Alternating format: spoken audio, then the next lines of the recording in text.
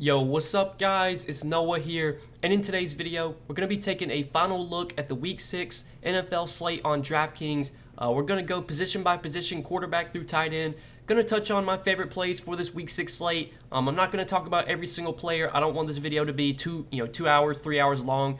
Just going to hit on the 4, 5, 6 guys, whatever it may be, that I really have highlighted at each position, the guys I have the most interest in. We'll do that for quarterback through tight end, but before we get started with the breakdown, as always, guys, I would appreciate it if you would click that like button down below. If you're new to the channel here, make sure you click that subscribe button as well. About 50% of you guys are not subscribed to my channel. A lot of you that watch my videos are not subscribed, so please do hit that subscribe button. It's obviously free, not going to cost you anything. And that way, when you do subscribe, you'll get notified. You'll get my videos show up right there in your subscription feed. Whenever you open up the YouTube app, you'll see my videos there in your subscription feed. You won't have to search up my name or anything. So please hit that subscribe button, and also comment down below. Let me know some of your favorite plays for this Week 6 slate. I'm always interested to hear your guys' thoughts. I'm always trying to reply to every single comment.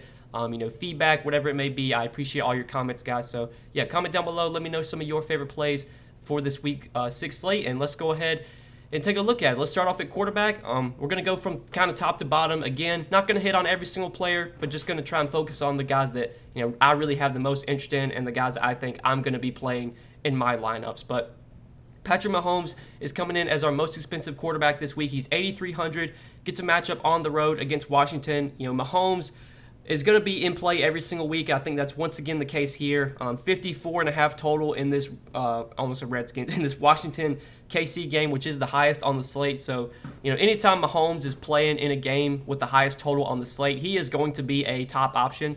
I will say that if I'm paying up at quarterback this week, I don't think Mahomes is going to be my first choice. I think I'm going to go a little bit cheaper to a guy like Lamar Jackson, who we'll talk about in a second.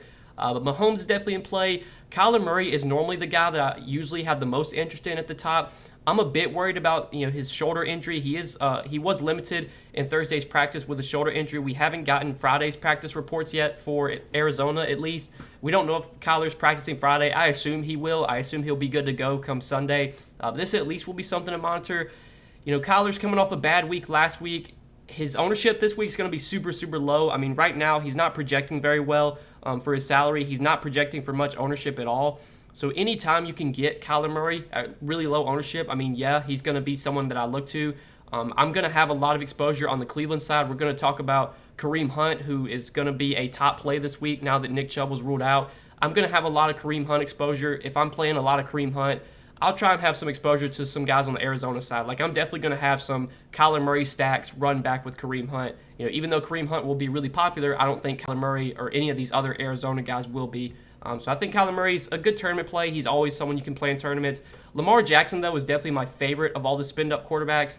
Good matchup at home against the Chargers. This is another game with a very high total. Second highest total on the slate between the Chargers and Ravens, 51.5. We saw Lamar, go nuts last Monday night against the Colts. Even though that game went to overtime, and I know Lamar benefited in overtime, he still, had a massive game. He really turned it on in the second half. He didn't do much in the first half, but in the second half, he was amazing. Threw for 442 yards and 4 passing touchdowns. Also ran for 62 yards.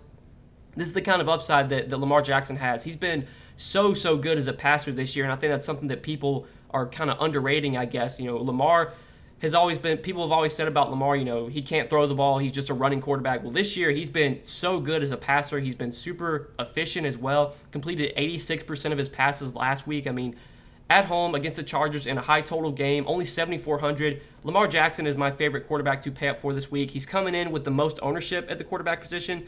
So, in tournaments, I don't know if I'm going to be over the field on Lamar. He is coming in with 21% projected ownership on DK.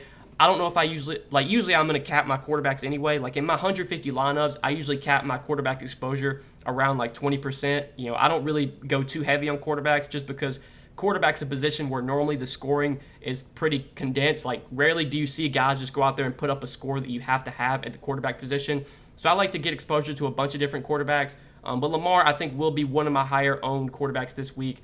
Good matchup, good game environment, high total. He projects really well. I think Lamar is definitely a top option.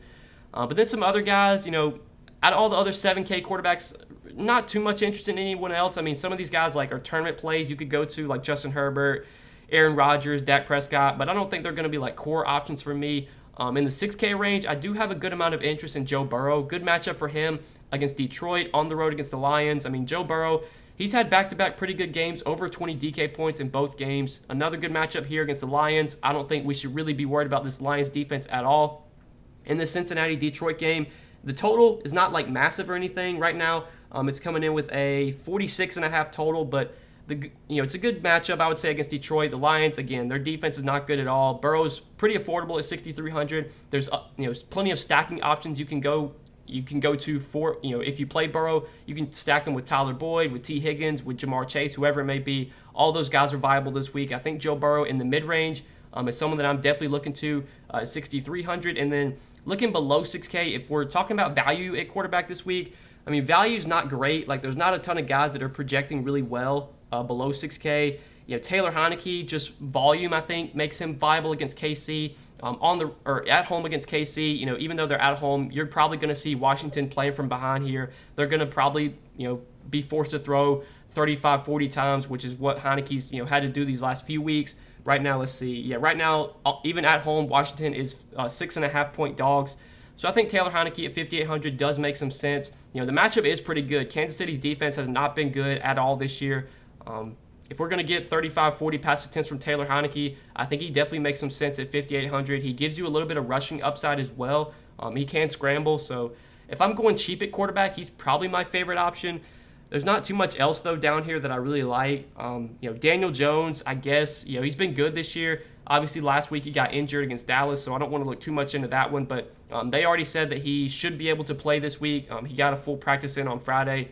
So I guess Daniel Jones, even though it's a tougher matchup against the Rams, I think Daniel Jones is a fine value at quarterback. Carson Wentz against Houston, I could see maybe sprinkling in some Carson Wentz. I don't think he's going to be like a core part of my lineups, but, the matchup is good at home against the Texans. But that's really it for the quarterback position. In terms of value, there's not too much value this week. I think for me, I'm looking to guys like, if I'm going cheap, Taylor Heineke, maybe Daniel Jones, but really the mid-range and like up top, Patrick Mahomes, Kyler Murray, Lamar Jackson, then Joe Burrow in the mid-range. That's kind of where I'm looking to at quarterback this week. I think we can go ahead and move on to the running back position, though. Running back, a lot of ways you can go this week. At the top, Christian McCaffrey, it doesn't seem like he's going to play this week. We just got word that he was not a participant in Friday's practice. The Panthers just posted their Friday practice report, and he did not practice. So, yeah, it doesn't seem like Christian McCaffrey is going to play this week. He is the most expensive running back on the slate, but yeah, if he's not practicing Friday, I'm just going to assume that he's going to be out, which then would make Austin Eckler the most expensive running back. Austin Eckler against Baltimore, I'm fine with this matchup here. Baltimore's usually been a pretty good defensive team, but when it comes to some of these elite running backs, these guys like Austin Eckler, Christian McCaffrey, Dalvin Cook, whoever it may be, when it comes to these elite stud running backs, I really don't get too worked up about matchup. You're just kind of banking on the volume and the talent. And that's what Austin Eckler is super talented. He's going to get a ton of volume. Last week he ran really good with the touchdowns. I don't think we can expect him to get 3 touchdowns again, but the opportunity is going to be there. He's going to get 12 to 15 carries at least. He's going to get plenty of usage in the passing game. This is a high total game. This is a game that's expected to be high scoring. I think Eckler's a good option. Dalvin Cook, even though the matchup is tougher against Carolina, I like Dalvin Cook a good amount this week. I think Dalvin Cook is underpriced at 7,700, and he did get a full practice in on Thursday, and he should get a full practice in on Friday as well, I would assume. So I think we're going to get a fully healthy Dalvin Cook heading into this game against the Panthers. Again, the Panthers have been really good against the run. They're like best in the league in terms of rushing yards allowed to opposing running backs. I think only Tampa Bay is better than Carolina. So Carolina has allowed 365 rushing yards to opposing running backs, but that's still best in the league, up there with like the Browns and the Saints, the Cowboys, the Bucks. The Panthers' run defense has been really good, but again, I'm just kind of banking on the talent of Dalvin Cook. I'm banking on the volume that he's going to get. When Dalvin Cook's healthy, he's going to be the goal line back. He's going to play 75, 80% of the snaps. They're going to give him plenty of pass game usage. He honestly might be my favorite of all the pay-up running backs. Now, I think this is a week where you don't have to pay up at running back. There are a lot of good mid-range options. There's some decent value at running back this week as well. But I definitely like Dalvin Cook at 7,700, even in a tougher matchup against the Panthers. But then, like the rest of the running back position, man, there's so many guys that are either questionable or, like in Nick Chubb's case, Nick Chubb just got ruled out. Like Aaron Jones is questionable. He was limited in Thursday's practice. I assume he plays this week. fine against the Bears, but not a ton of interest in Aaron Jones. I think he will be really low owned. Right now, he's not getting much ownership at all, only 11%, which is a little bit higher than I thought. But Aaron Jones, I think, is fine. Zeke against the Patriots should be pretty low owned. If you want to go to Zeke, I think that's fine as well. But I'm really looking to the 6K range. This is where I think we got a lot of good options. So first off, Jonathan Taylor at home against Houston. Really, really like Jonathan Taylor this week. As you can see by the thumbnail, he's the thumbnail. He's the cover boy of this video. Jonathan Taylor coming off a massive game Monday night against Baltimore. Had 15 carries for 53 yards. Also had 3 catches for 116 yards. Now that was obviously a little bit of a fluke. You can't expect Jonathan Taylor to take a 75-yard screen to the house. That's what happened in Monday night's game. But he still got the volume. Even though it was a tougher matchup against Baltimore, it was not the best game script for Taylor. At least we didn't expect it to be a good game script for Taylor. Like, he still got 18 touches. Now this week at home against Houston, where I'm pretty sure the Colts are favored by a decent amount. Let's see, the Colts are favored. Yeah, the Colts are favored by 10.5. Even though this game has the lowest total on the slate, I still like Jonathan Taylor a good amount. I think this is one of those games where we could see Jonathan Taylor get 20-plus carries. Usually when the Colts are playing from ahead, that's when Jonathan Taylor really thrives, when they can just feed him the ball. When the Colts are playing from behind, you will see Jonathan Taylor lose snaps. You'll see Nyheim Hines get a little bit more playing time. I don't think that's going to be the case this week. Again, the opportunity that Taylor should get in a game as a massive home favorite, that's what I'm looking for. Jonathan Taylor is not someone I've rostered much this year, but at 6,600 at home against the Texans, good matchup, good game script, I would say.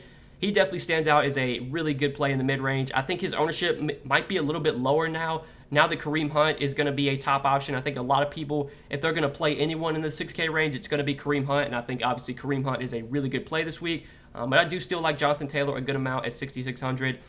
Joe Mixon, we got word that he should be full go come Sunday. I think Joe Mixon is 6,400 against the Lions. Yeah, Joe Mixon's definitely in play. Another guy that should get, 17 to 20 touches. Last week, he was on a little bit of a limit. They said they were going to limit him a little bit. I don't want to look too much into last week. When Joe Mixon's fully healthy, he is a workhorse back, and they've already said that he should get a full workload come Sunday. So I think Joe Mixon's a good option as well. Even DeAndre Swift at home against Cincinnati. I like that matchup for DeAndre Swift. He's been getting good usage this year. He's been getting great usage in the passing game, which is obviously very valuable on DraftKings with it being full PBR scoring. You want to get running backs that are going to get some pass game involvement. Obviously, that's where Swift kind of thrives. I do like him at 6,300 as well. But Kareem Hunt, I would say, is the clear top option now in the mid-range. We got word, not too long ago that the Nick Chubb has been ruled out for Sunday, and with Nick Chubb out, we should see Kareem Hunt, be a clear workhorse running back. I know we've had these scenarios before where Nick Chubb's been out and Kareem Hunt plays like 85% of the snaps. He's going to get all the goal line work, or at least he should. He should get a lot of pass game usage as well. I think Kareem Hunt is by far, one of the best plays on the slate. I think he's going to be probably one of the chalkiest plays on the slate, but for good reason. It's going to be really hard to avoid him. It's a good matchup against Arizona. It's a good game environment. It's a game with a high total. This game, I think, is coming in with like the 3rd or 4th highest total on the slate right now. Yeah, Cleveland and Arizona coming in with a 49.5 total, which is 4th highest on the slate. So I think Kareem Hunt's a really good option. He's going to be popular, but this is chalk that I'm probably just going to eat. And I do want to slide over to PrizePicks and talk about Kareem Hunt's prop on PrizePicks. So right now, at the time I'm making this video, PrizePicks has not updated the prop yet for Kareem Hunt. So they still have Kareem Hunt projected for 14 fantasy points. Yeah, give me the over all day on that. I don't know if this is not going to stay for long. So, by the time this video gets posted, hopefully they won't change this, but at least while it's still available, over 14 fantasy points for Kareem Hunt is a easy take for me. I assume that, pretty soon, I don't know how long it's going to take them, but pretty soon they're going to change this. They're going to up his projection, but if you can still get it at 14, I think over 14 fantasy points for Kareem Hunt is something that I love on PrizePicks for this week. And if you guys do want to check out PrizePicks, they are the sponsor of this video. You can sign up for PrizePicks. Use promo code NOAH. When you do sign up over there, you will get your first deposit matched up to $100, and then you can check out the entire board that PrizePicks has available for Sunday's game. You can look at everything they have. They have fantasy point projections. They also have player props as well. So they have pass yards, rushing yards, receiving yards, receptions. They got everything. But one pick I really like on PrizePicks this week is Kareem Hunt over 14 fantasy points, at least while it's still available. I don't know if it's going to remain like this for very long, but I do like that over a lot. And we're going to talk about a few more picks I like on PrizePicks this week just throughout the video. But yeah, I think Kareem Hunt's a great option this week. Darrell Henderson was expected to be pretty popular in terms of ownership at the running back position. Darrell Henderson was getting the most ownership at the running back position. Obviously, I don't think that's going to be the case anymore. I think Kareem Hunt will now be the highest owned running back on the slate. I want to refresh the projections real quick, see if they've updated for the Kareem Hunt injury. I don't think they've updated yet. But yeah, I mean, Darrell Henderson still is a good play. He's going to get all the work. We've seen when Darrell Henderson is healthy that the Rams are going to use him as a feature back. They're going to give him 15, 16, 17 carries. They're going to give him some good usage in the passing game as well. Matchup against the Giants, I would say, is pretty favorable. I think Henderson might be more of a tournament option for me now that we have Kareem Hunt, who I think is just a better play overall. But Henderson I will still have in my player pool this week for sure. He is someone I do like in the 6K range. And then 6K and below, there's a good amount this week. I mean, normally running back value this year has been kind of scarce. I mean, we did have Madison last week, but it's kind of tough to find running back value. But we're starting to get into the point of the season where, guys are getting injured, guys are getting ruled out, which is opening up value. So the first value I want to talk about is Devontae Booker. Right now, it doesn't seem like Saquon Barkley is going to play this week. He's doubtful. I'm pretty sure they're going to rule him out at some point. If Devontae Booker winds up getting the start in place of Saquon, which seems very likely, he is definitely a good option at 5,400. The matchup against the Rams is not the best, but we saw last week when Saquon got injured, Devontae Booker was the clear guy that they wanted to give the work to. 16 carries for 42 yards and a rushing touchdown. Also got 3 catches for 16 yards and a receiving touchdown.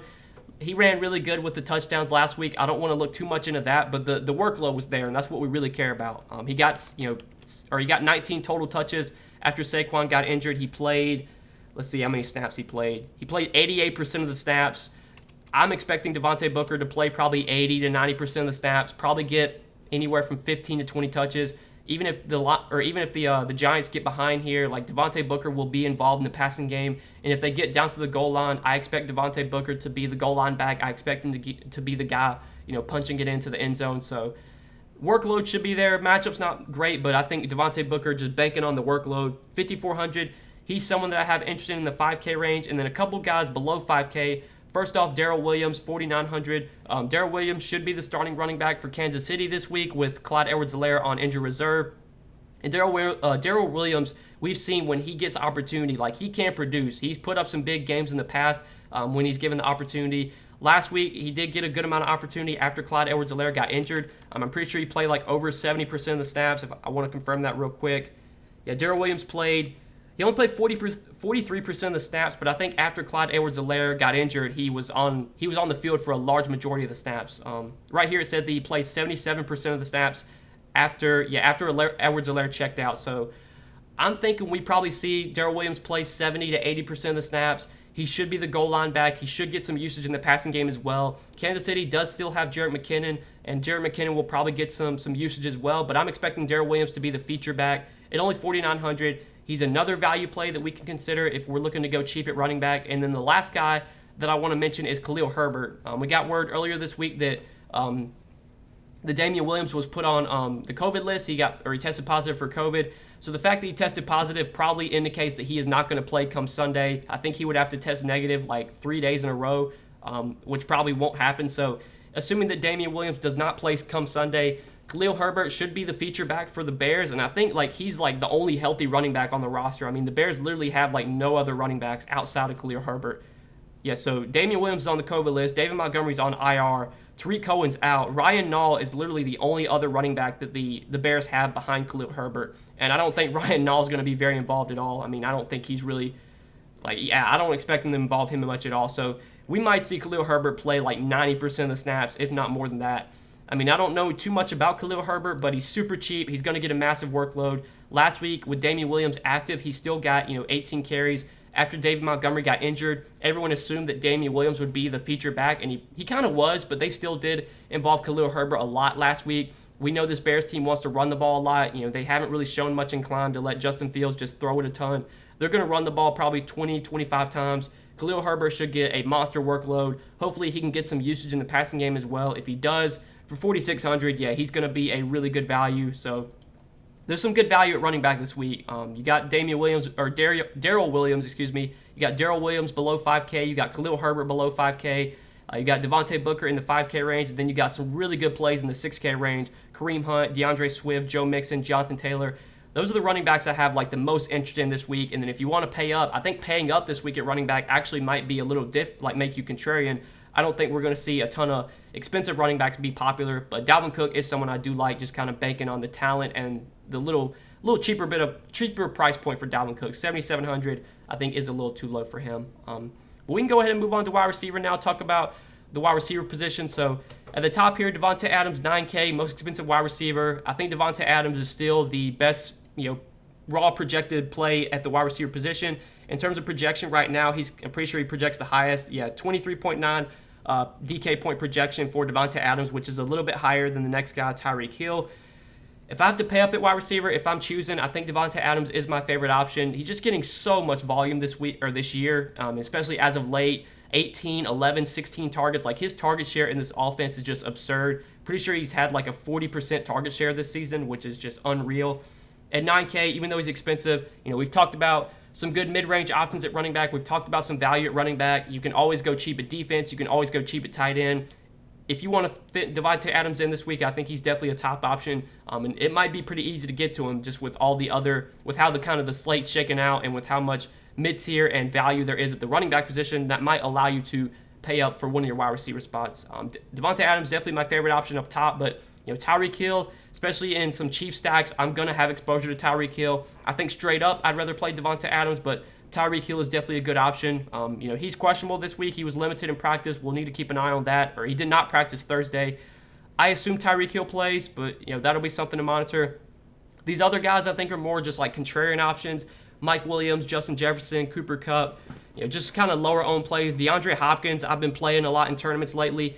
Last week he had a decent game, 6 catches, 87 yards and a touchdown. He's been super, super low owned like every single week. And once again, DeAndre Hopkins is projecting for like no ownership. I mean, he's projecting for less than 1% ownership. By default, I always like to try and have some Kyler Murray, DeAndre Hopkins stacks in tournaments. And I think, again, that'll be the case this week. If you stack up Kyler Murray and DeAndre Hopkins, you can run it back with Kareem Hunt and still be a little different because nobody's playing Kyler Murray this week. Nobody's playing DeAndre Hopkins this week. You can stack up those guys and still play a chalky Kareem Hunt and be different. So I definitely like DeAndre Hopkins, just banking on the talent, banking on the super low ownership. He's someone that I'm going to have in my player pool almost every single week, and I think once again that'll be the case this week. Other wide receivers though, like Terry McLaurin, good matchup against Kansas City. His price tag is up there at 7,100. But definitely in lineups where I have, Taylor Heineke, I'm going to have some exposure to Terry McLaurin. We did get word that Terry McLaurin is actually questionable for Sunday, so this will be something to monitor. Like, he's another guy that's questionable, and there's just so many players questionable this week. But if Terry McLaurin plays, kind of have some interest in him in the 7K range. Jamar Chase, especially in my Joe Burrow lineups, I'm going to have some exposure to Jamar Chase. Keenan Allen, I was pretty high on last week, and that didn't really work out well. Even though the Chargers put up 47 points, like Keenan Allen only had 6 catches for 75 yards. It was just so weird that like Mike Williams did everything last week. Mike Williams scored all the touchdowns. He got all the yards. I don't know if that's something that we can expect to happen every single week. Like, Keenan Allen still gets a ton of volume. He still gets a ton of opportunity. At some point, Keenan Allen's going to have a 100-yard, 2-touchdown game. And could it come this week? It definitely could. 6,400, the price tag is still very low. I definitely like Keenan Allen in the mid-range at wide receiver. I'm for sure going to be right back on him this week. Some other wide receivers like Marquise Brown, I do have interest in, especially because Lamar Jackson is one of my favorite quarterbacks this week. Obviously, you could stack him up with Hollywood Brown if you do want to go that route.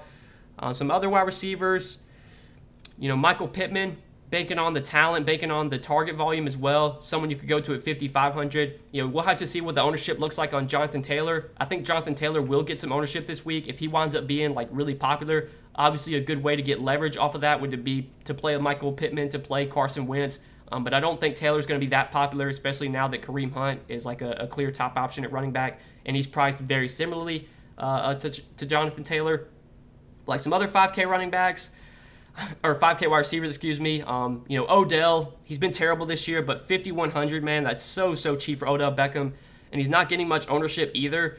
Kind of like Odell, especially if I have any lineups without Kareem Hunt. I mean, Kareem Hunt's going to be massively owned this week.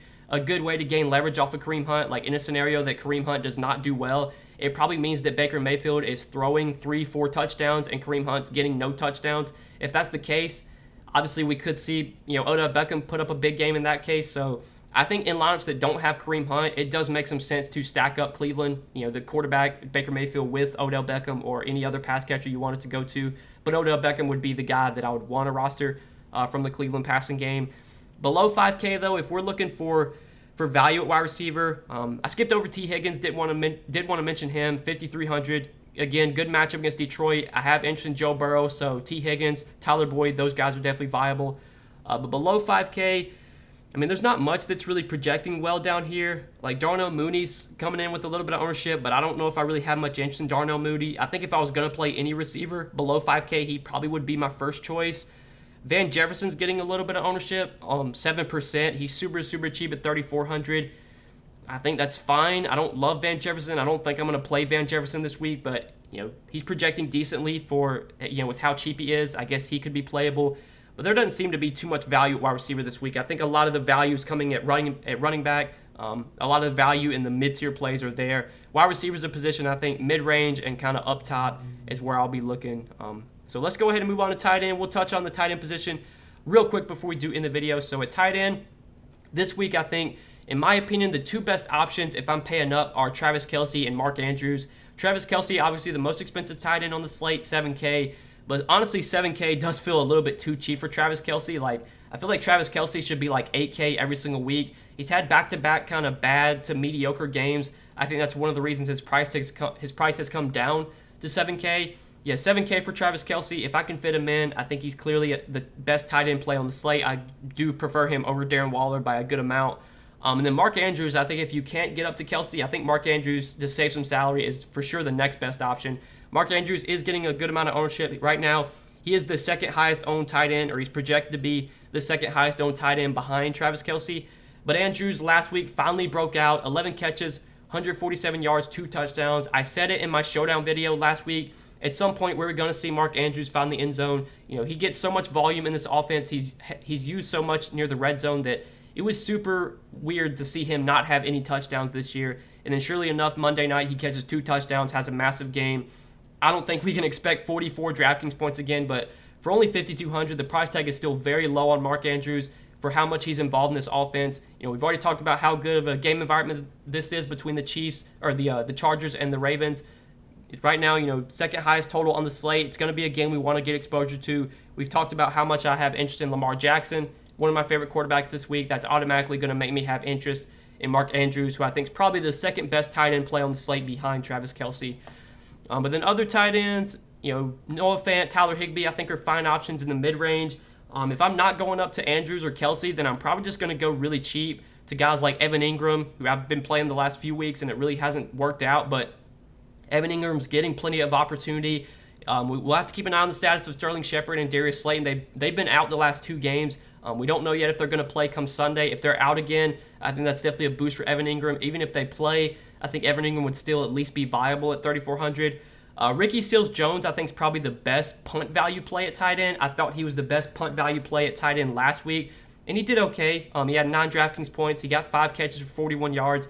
He was targeted 9 times, though, and I think that's what we really need to look at. He was heavily utilized last week with Logan Thomas out. It seems like Ricky Seals-Jones is going to be close to, in every down tight end.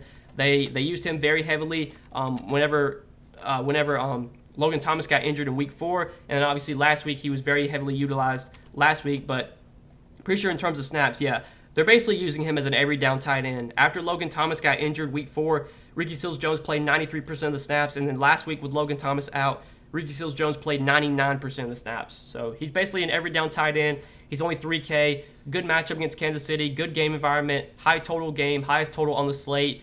Game script should be favoring the passing game here. We should see Washington likely playing from behind and having to throw a lot. If we can expect 7, 8, 9 targets for Ricky Seals-Jones, he is definitely the best value play at tight end. So I think if I'm going cheap, I like Ricky Seals-Jones the most. If I'm paying up, Travis Kelce and Mark Andrews are my 2 favorite options at the top. But I do want to head back over to Prize Picks real quick to talk about one more pick I like. We just mentioned it, Ricky Seals-Jones. Right now, his yardage prop is pretty low, in my opinion. It's honestly, I think, lower than it should be. They only have Ricky Seals-Jones projected for 34.5 receiving yards. He went over that last week. He got 9 targets last week. Again, they're using him as an every down tight end. 41 receiving yards on 9 targets, played almost every single snap. If we can expect Ricky Seals-Jones to play almost every single snap, to run, to run routes, to get opportunity. 34.5 receiving yards. He should easily go over that in a game where you probably see him get 7, 8, 9 targets again. So over 34.5 receiving yards is another pick I like on Prize Picks to go along with over 14 fantasy points for Kareem Hunt. Again, I don't know how long this Kareem Hunt prop is going to stay like this. It might be gone already. I'll refresh one more time just to see. But last time I checked, 14 fantasy points was the projection for Kareem Hunt. And let's see, it's still... it's up to 18 already. So if you couldn't get it at 14, well, I mean, I still kind of like over 18 fantasy points, but yeah, if you were able to get it at 14, then that was great. But it's already up to 18, which kind of sucks. But I still kind of like over 18 fantasy points for Kareem Hunt, and then over 34.5 receiving yards for Ricky Seals-Jones, I like as well. But that does it for the video, guys. I think we broke down everything, talked through everything, my thoughts for this Week 6 slate. Hope you guys enjoyed this video. I do appreciate you watching. If you did enjoy, click that like button before you get out of here. Click that subscribe button as well. Comment down below. Let me know some of your favorite plays for this Week 6 slate, and we will see you guys Sunday morning for the last-minute live stream. I'll probably be live about an hour before kickoff, around noon, 12 o'clock Eastern. I'll be live breaking down the slate with you guys and answering any questions you have. So be sure to tune into the live stream Sunday morning. But best of luck this week, guys. Thanks for watching. We'll see you in the next video.